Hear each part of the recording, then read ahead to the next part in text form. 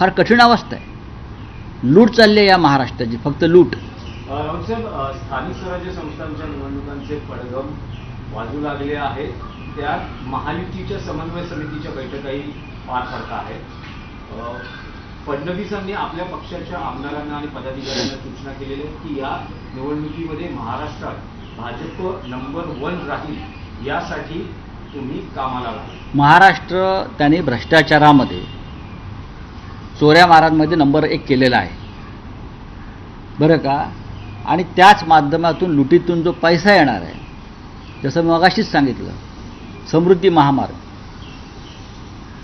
19 दिवसामध्ये संपूर्ण रस्ताची जाळी झालेली, खड्डेच खड्डे. ठेकेदाराकडून किमान 40% उचल विधानसभेच्या आधी घेतली. आता शक्तिपीठ 20,000 कोटी रुपयाचं काही मंजुरी मिळाले, त्यातले किमान 10,000 कोटी रुपये ठेकेदारांकडून त्यांना निवडणुकीसाठी मिळणार. आणि या माध्यमातून ते पहिल्या क्रमांकावर जात असतील तर त्यांचं त्यांना लखलाभ ठरू.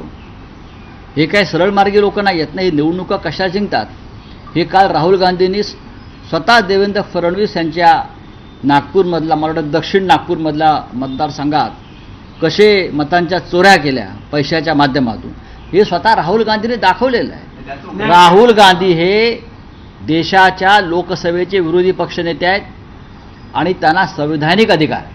बघा, बघा, असं आहे की मोदी